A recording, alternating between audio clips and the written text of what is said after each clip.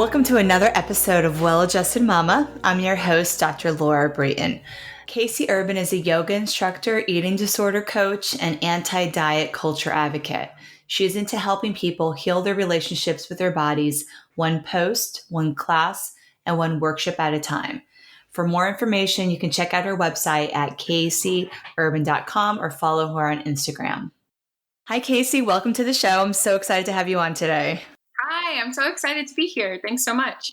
Yeah, this is going to be a lot of fun. So the backstory here is I know Casey from my practice, and we've known each other for the past few years. And during a recent visit, we were talking about her eating disorder coaching practice, and it was something I was not very familiar with. And I learned a lot during that conversation. And I was like, this could be a really good fit for my listeners to learn more about. So we decided to get you scheduled for a podcast. Yeah, I'm thrilled to be here. Any opportunity I can to spread the awareness of eating disorders and body image issues is absolutely important to me. So thank you so much for having me.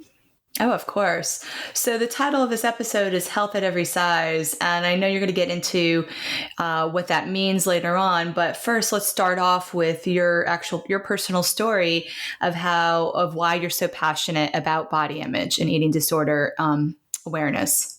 Yeah, absolutely. So I suffered from bulimia from the time that I was about 14 to 27, off and on.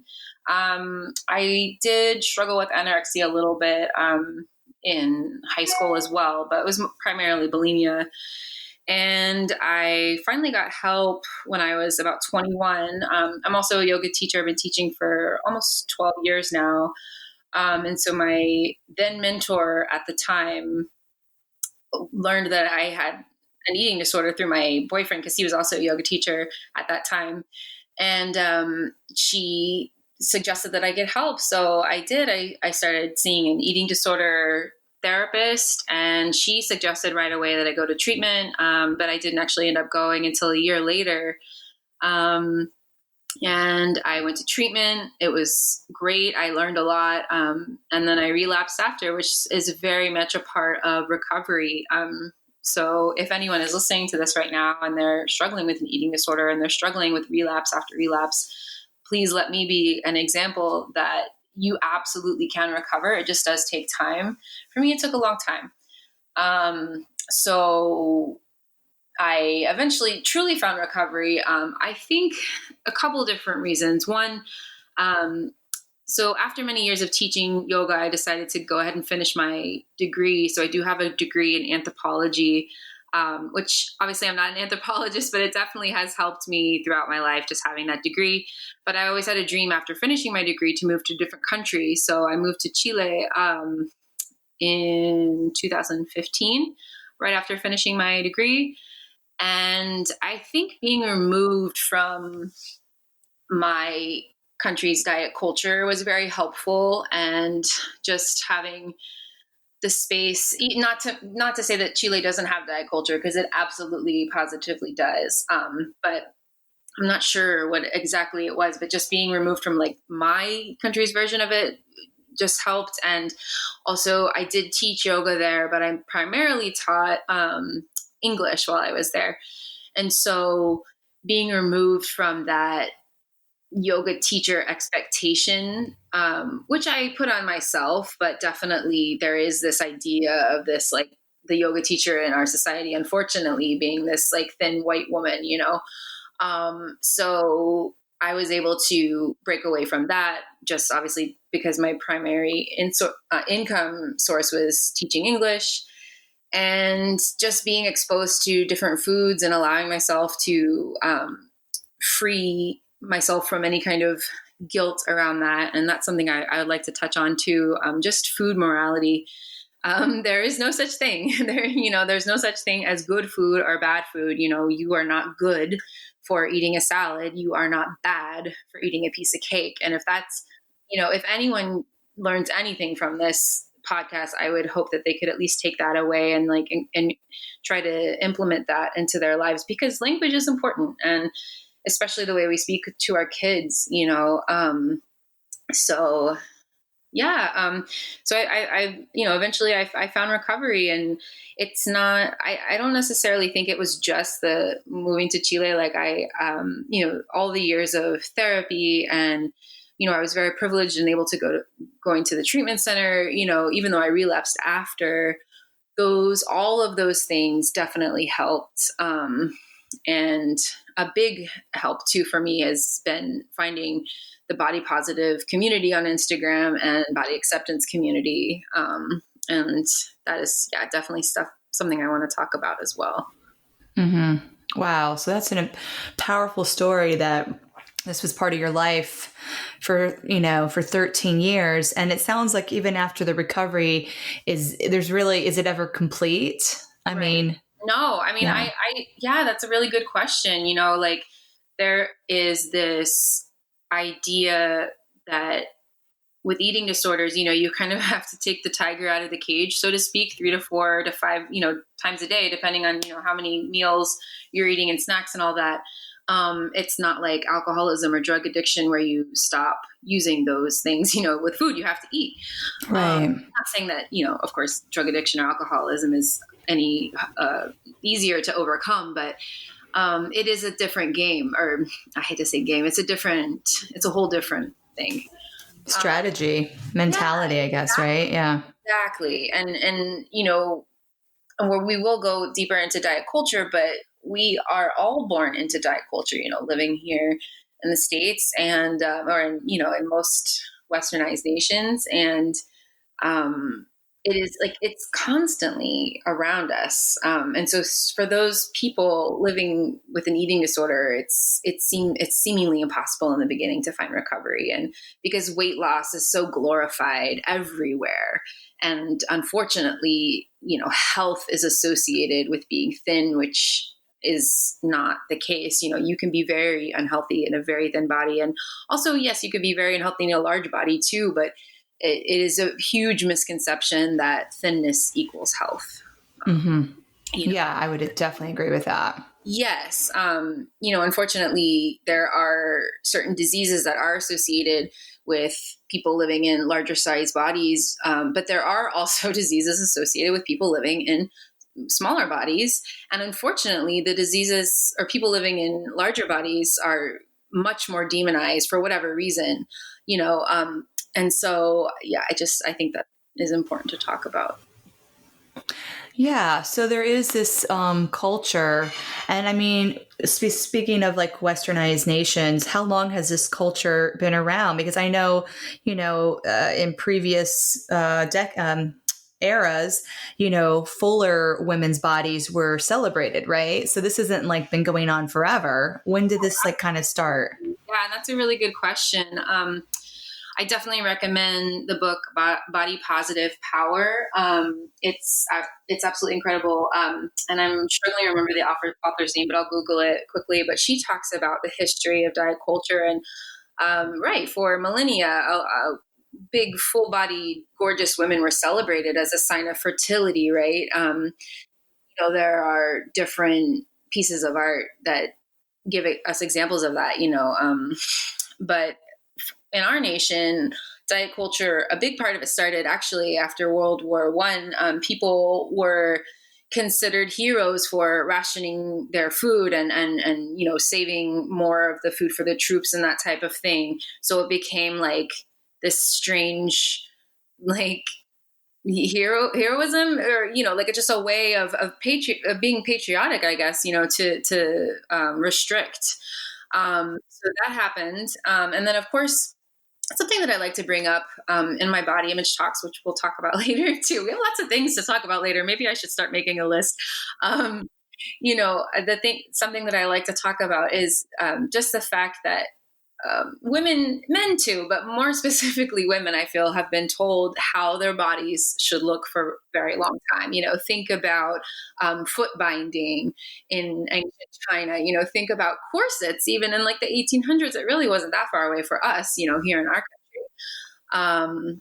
So yeah, I kind of went off on a tangent there, but yeah, you could argue that diet culture started, like I said, after World War One, and that idea of rationing food for your kind of like emphasize your patriotism. And then, 1950s, 1960s, actually 1960s is when the fat acceptance movement came about. And that is where body positivity spun off of today. But body positivity, and I want to make this very clear, is a social justice movement, and it is meant to uplift marginalized bodies.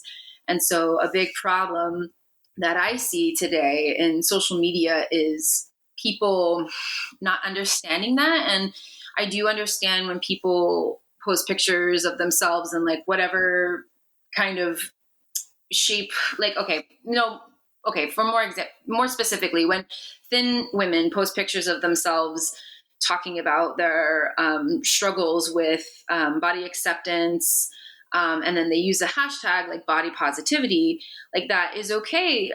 Every person, of course, living in their body deserves to have their process, and of course their story is absolutely important, but I do think it's important that people recognize where that movement came from. And I used to use that hashtag. I used to use body positivity until I dug a little deeper and did the research on the history and learned that that movement has roots in marginalized bodies. And I guess this is a podcast, so I am not that. I am a thin white woman, cis thin white woman. I experience thin privilege, which is another thing we should probably talk about. I'm going all off, but yeah, so that is something I think I really wanted to touch on too, is just the difference between body acceptance, which is now the hashtag that I've started to use, versus body positivity.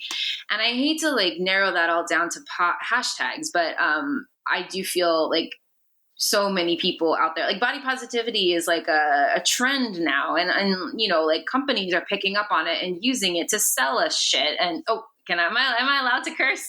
Yes. Okay. So, it's important, I feel, that people know where it comes from and who it's meant for. Oh yeah, that is a really interesting point.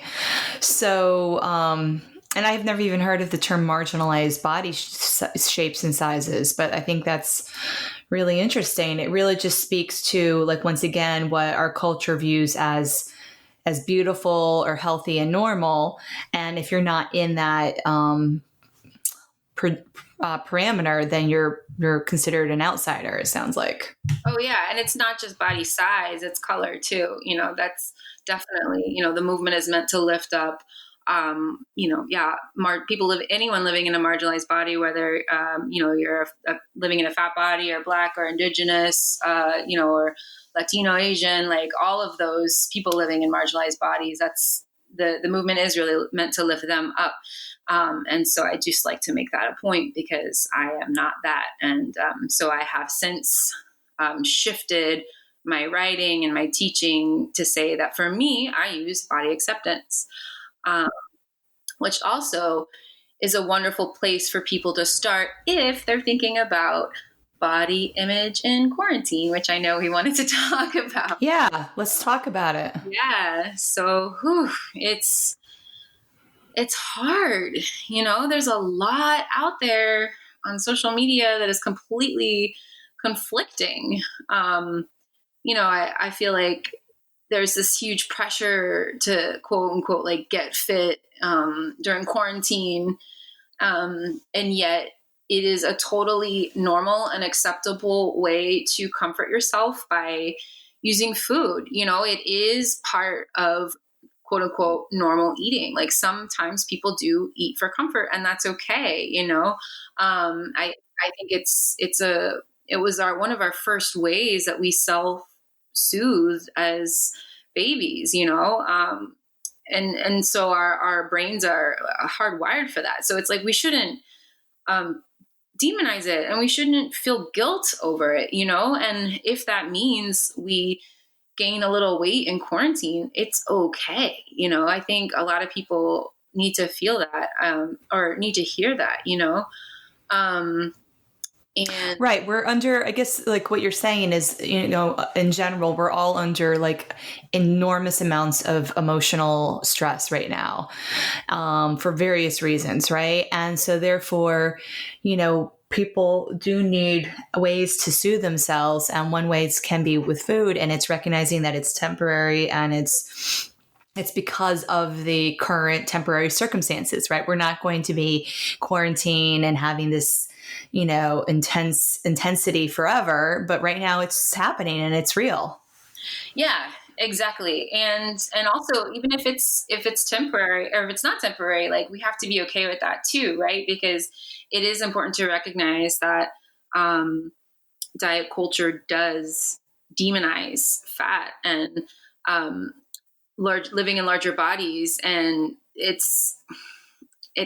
it's ridiculous because every body deserves to be accepted.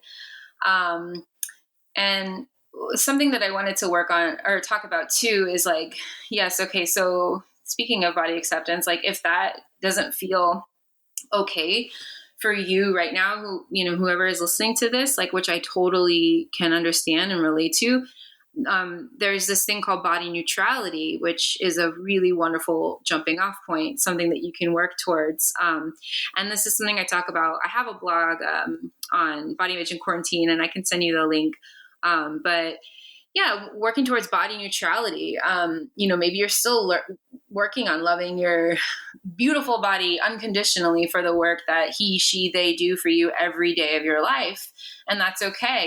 Even just being willing to be accepting towards your body, or being willing to love your body one day, that is a huge step for a lot of people, because the statistics say, it's ridiculous. It's like 99% of people are, not really happy with their bodies. Wow. Yeah. And that's men and women, or just women? Yeah. It's both. Yeah, absolutely. And like, 30 million women have eating disorders. I believe it's 10 million men, but I honestly would argue that it's probably higher, especially, now it's like men more than ever are encouraged to be, just like super muscular and all of this. So I would argue that men actually have a higher rate of eating disorders than even that statistic. And it is important, because a lot of people don't realize this. And a lot of these statistics are coming from the National Eating Disorder Association website, by the way, which anyone can Google. But it is important because, one person dies every hour from direct complications that have to do with an eating disorder. And it is the number one, or is the mental illness with the number one mortality rate. More people die from eating disorders than any other mental illness. Wow. Which I don't think people realize either. I didn't realize that. Yeah. So yeah, and then going back to quarantine, since I can curse, I will say this. So another thing that I have in my blog is, please take any scales that you own and smash them. Throw down a layer of paper or plastic bags, put on a hammer to your goddamn scale, and just fucking smash it. Also, like, avoiding the whole, like, I have to make up for, quote unquote, the fact that, maybe you're moving less. Just don't let this deter you from feeding yourself, the nutrition that you need, not just to survive, but to thrive. That's another huge thing too, is like learning what kind of foods make us feel good, not just to survive, but also what we enjoy, Yes, life is meant to be enjoyed. And I think that is such a good point. I'm an advocate for the 80-20 rule when it comes to eating, because I don't want to eat, only healthy foods 100% of the time. That's just gets boring, right? Where's the joy of having the chocolate and the other dessert treaties that I get to have 20%? Yeah, 100%. Yeah, absolutely. Yeah. So let's talk a little bit about, because a lot of our listeners are women that are in the perinatal stage of their life. How does, like, specifically having a history of an eating disorder, like as a teenager or college, how does that impact a woman when she does become pregnant and after giving birth? Oh yeah, that very, very good question. And something that I really would like to do more work around, and advocate for women in that situation. But you're much more likely to have an eating disorder after giving birth than if you had never had one in your life. And obviously, because gaining and losing the weight or not losing it, can be very triggering.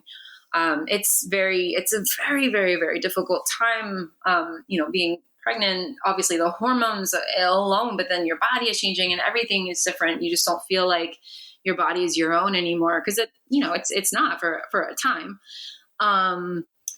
So yeah, it's very important. And I want to highly, highly encourage anyone listening, if you have even like the slightest bit of a history with an eating disorder, or maybe you weren't necessarily diagnosed with an eating disorder, but you have disordered eating tendencies, or maybe you have restricted in the past or dieted, or even if you just binged and purged once, like I highly recommend getting mental health help throughout your pregnancy, and of course after, and speaking up to your providers about it and being honest, because secrets keep you sick.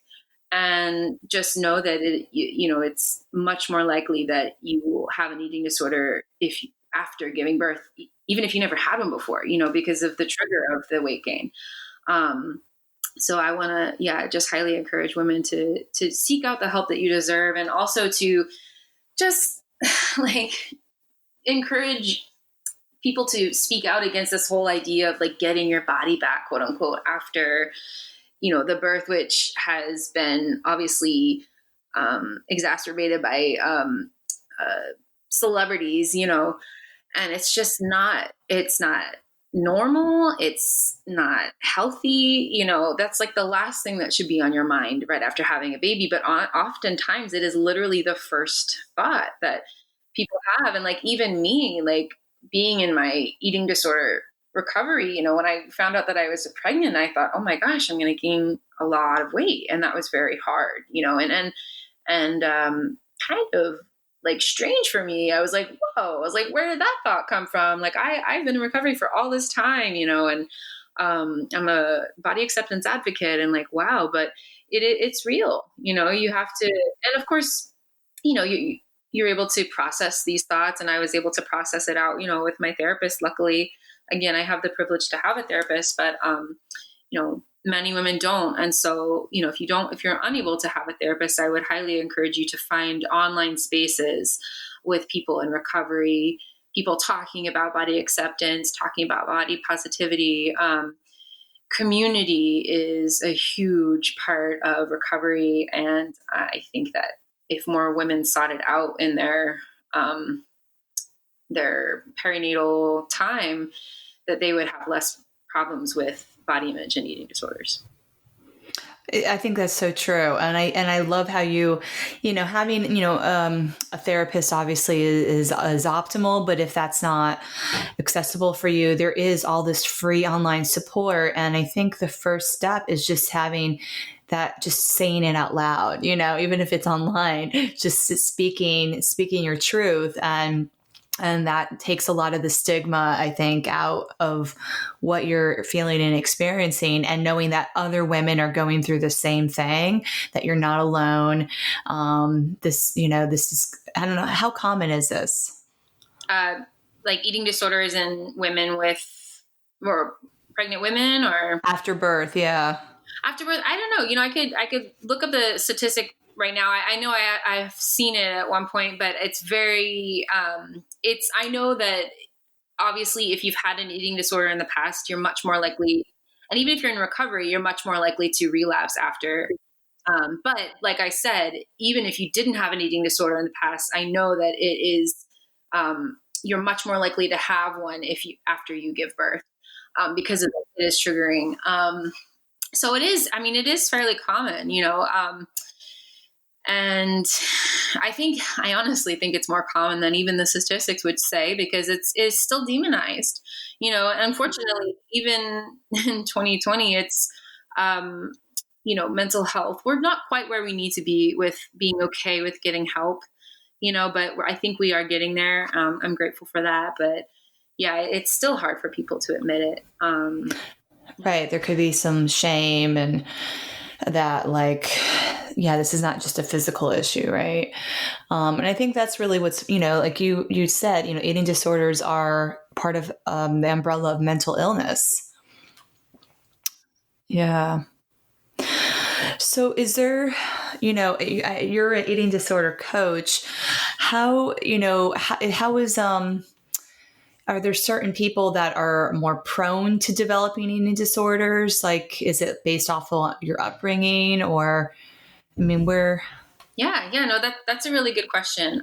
Really, anyone can be affected by an eating disorder, and I want to debunk the misconception that only like very, very thin white women have eating disorders. That's not true at all. It doesn't. They do not discriminate against any size, age, race, anything. Um, Anyone can have them, but usually people with eating disorder, or I don't want to say usually, but oftentimes people with eating disorders have had some sort of childhood trauma, whether it be sexual or otherwise. A lot of times they can have parents that struggled with an eating disorder themselves.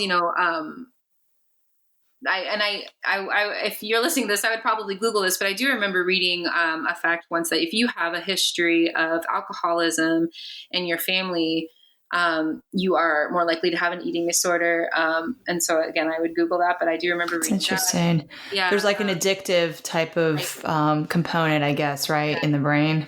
Exactly. Or depression too. In the family, you're more likely to have an eating disorder. And also just like, again, the culture that we're living in, this diet culture, which I'll just go ahead and read the definition now. My favorite definition by Christy Harrison, who's a dietitian, and she says diet culture is a system of beliefs that worships thinness and equates it to health and moral value, which means you can spend your whole life thinking you're irreparably broken just because you don't look like the impossibly thin, quote unquote, ideal. Promotes weight loss as a meaning of attaining higher status, which makes you feel compelled to spend a massive amount of time, energy, and money trying to shrink your body, even though the research is very clear that almost no one can sustain intentional weight loss for more than a few years. Demonizes certain ways of eating while elevating others, which means you're forced to be hypervigilant about your eating, ashamed of making certain food choices, and distracted from your pleasure, your purpose, and your power. It oppresses people who don't match up with its supposed picture of quote unquote health, which disproportionately harms women, femmes, trans folk, people in larger bodies, people of color, and white people, and people with disabilities, damaging both their mental and physical health. So again, it can affect anyone.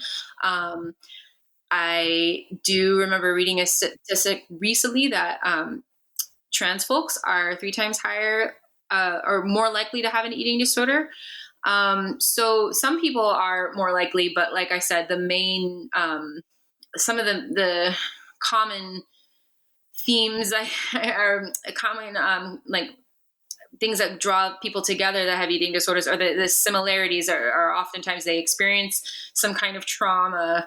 Maybe they have an addiction in their or mental health issues in their family history.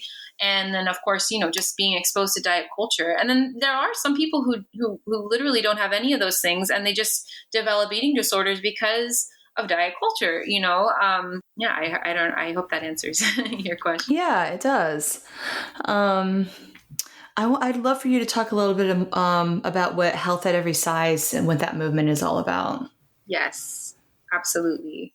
Hold up, because I want to read the exact definition from the website. So this is from the HaysCommunity.com website. And by the way, it comes from a book written by Linda Bacon, Dr. Linda Bacon. Health at Every Size principles help us advance social justice, create an inclusive and respectful community, and support people of all sizes in finding compassionate ways to take care of themselves. Again, the Hays includes the following basic components: respect, it celebrates body diversity, honors differences in size, age, race, ethnicity, gender, disability, ability, sexual orientation, religion, class, and other human attributes. It follows critical awareness, challenging scientific and cultural assumptions. values body knowledge and lived experience. And finally, compassionate self-care, which is finding the joy in moving one's body and being physically active, eating in a flexible and attuned manner that values pleasure and honors internal cues of hunger, satiety, and appetite while respecting the social conditions that frame eating options. So that is what the website says. And I follow it because I believe that no one should be discriminated against because of their size, the size of their body. And oftentimes when people come in, especially in the medical field, that is the first thing that the doctor says. And it is extremely, it can be traumatizing, and it is extremely harmful, in my opinion. Yeah. A common misconception is that it promotes obesity, which is not the case at all. Obviously people can be very unhealthy in large bodies. They can also be very unhealthy in smaller bodies. It's not that at all. It's just saying that everybody, no matter what their shape is, deserves the chance to be respected and heard and able to do what they feel like is right to find their optimal health. And it takes away the emphasis on weight loss and puts it on the person, what they need to heal themselves, not just physically, but emotionally as well. So I think that's so important. We know that the mind and body are so intimately connected. And, when we try to separate them, it doesn't work. It's like, and actually, I think, what I'm hearing is, an eating disorder is really disrespecting the body, right? It's really just withholding love from the body. And, that's what we all need, right? We all need love, and our bodies are no different. And I remember for me growing up in a Christian household, what really resonated with me was a Bible verse that was essentially teaching that our bodies are the temple for God. And I just it taught me as a really young girl to honor my body because it was holy and because it deserved that level of respect and love. And I thought that was kind of interesting. It still stays with me. Yeah, absolutely. Yeah, I love that. 100%.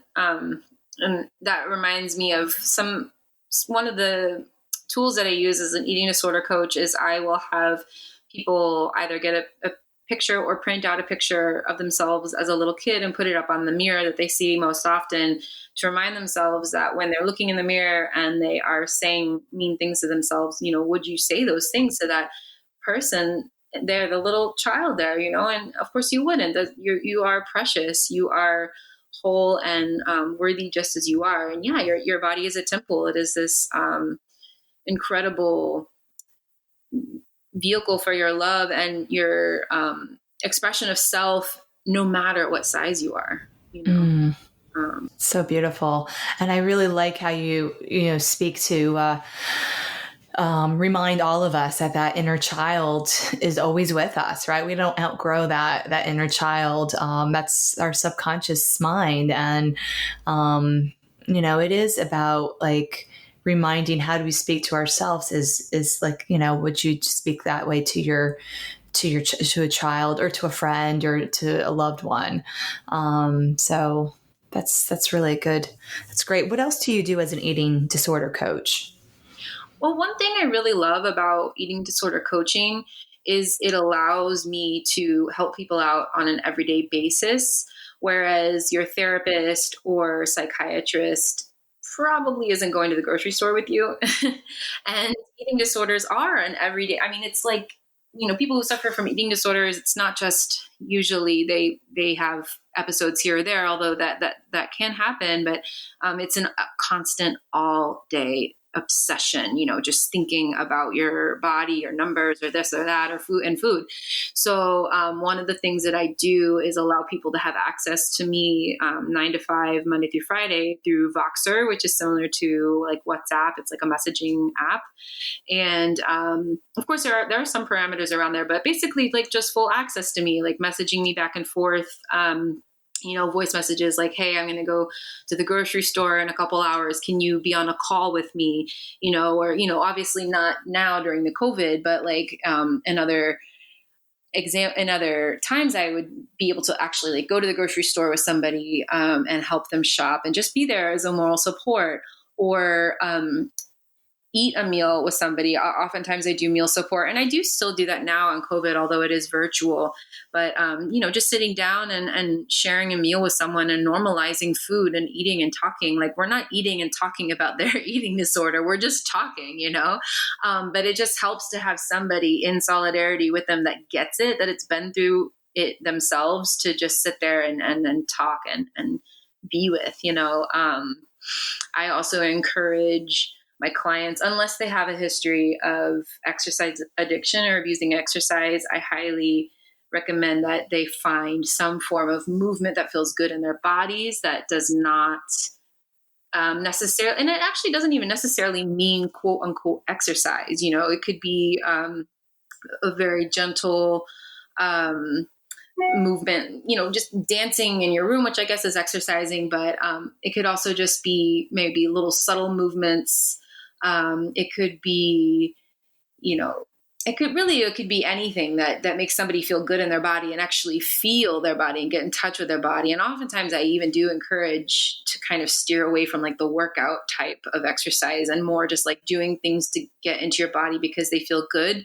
And they make you feel good, not because you're trying to get to a certain weight by doing that exercise, or punishing yourself for eating something by doing that exercise. So looking at movement and how to reestablish a healthy connection with it is a big part of my work. So that's essentially what I do. I do individual sessions as well, but I highly recommend the more inclusive plan. Usually I try to work with someone for a minimum of 3 months, because it takes a long time to, work through an eating disorder, and that, it takes time, and it really depends on the person too. Where they're at, whether or not they're just starting recovery, or if they've been in it for a while, or maybe they had a slip up and they need some help. It just depends.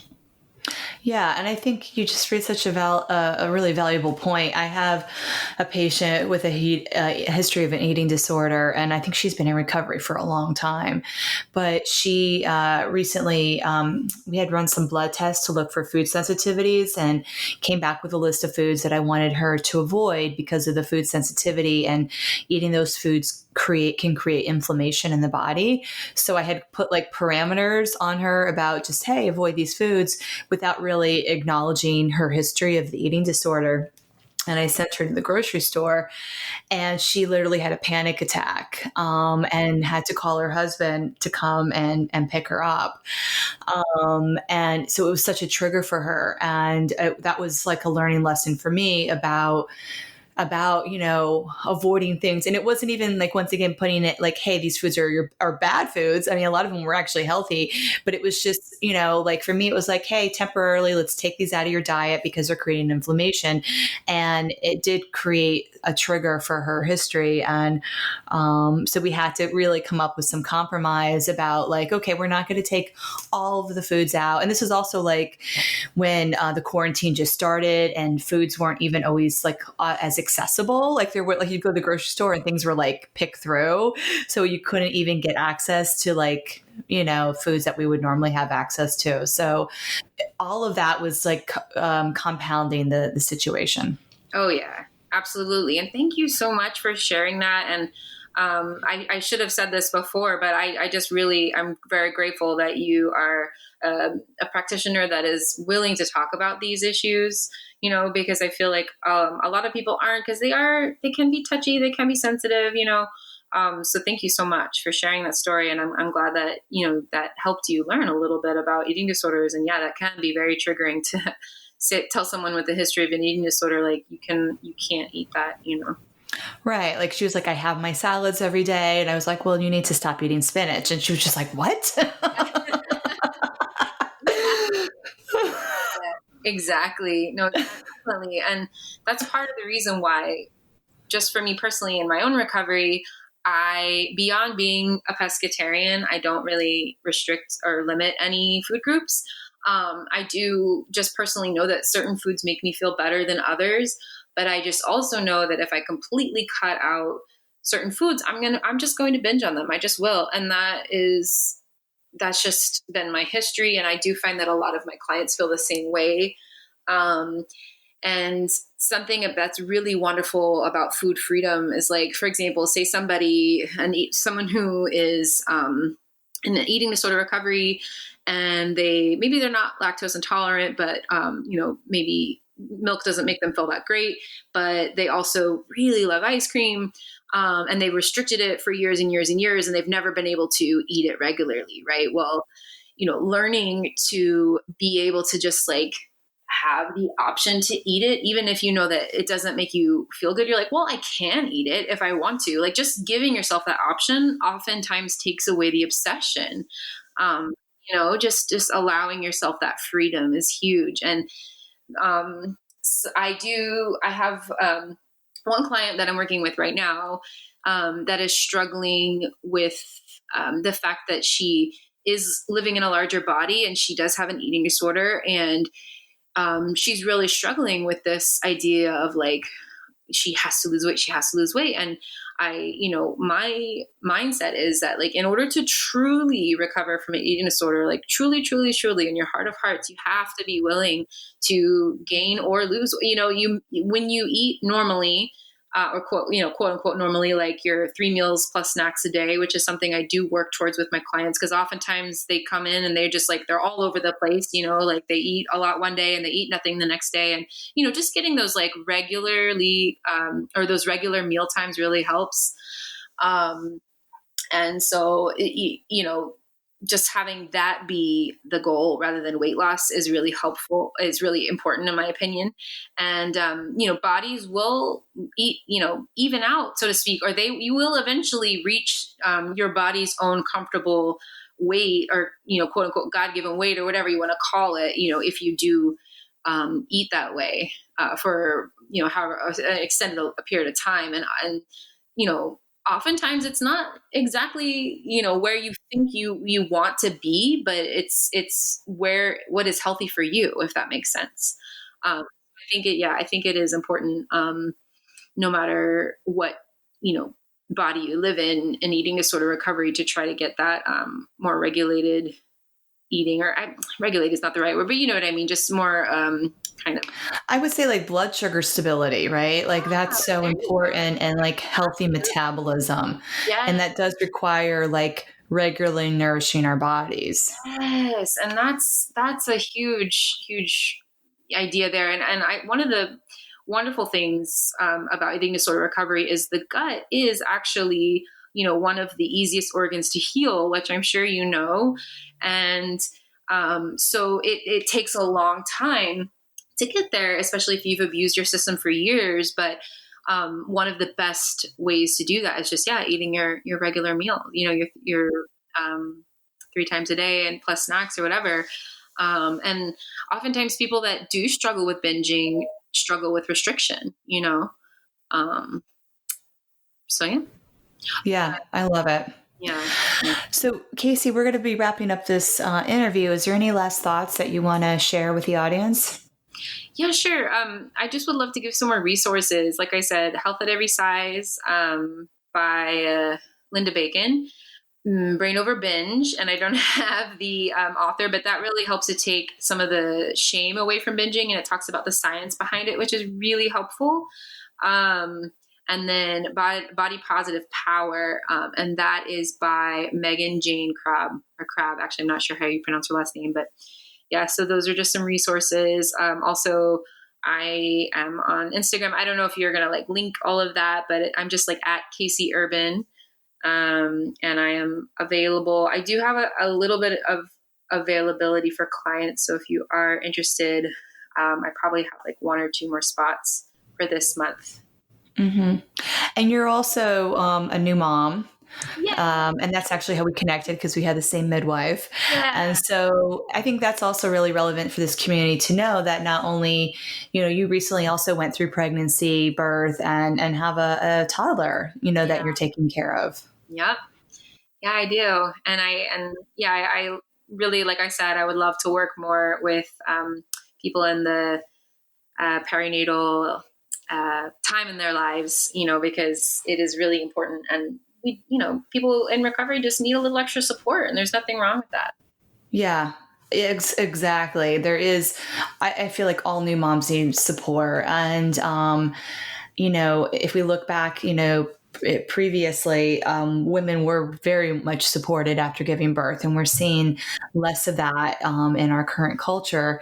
So, even if it comes down to like, eating regular meals after, like that could be hard, right? When you have a newborn that you're taking care of, but making sure that you nourish your body so that you can nourish your baby, is just so important. And it's part of also the healing and recovery of pregnancy is eating nourishing foods so our bodies can heal.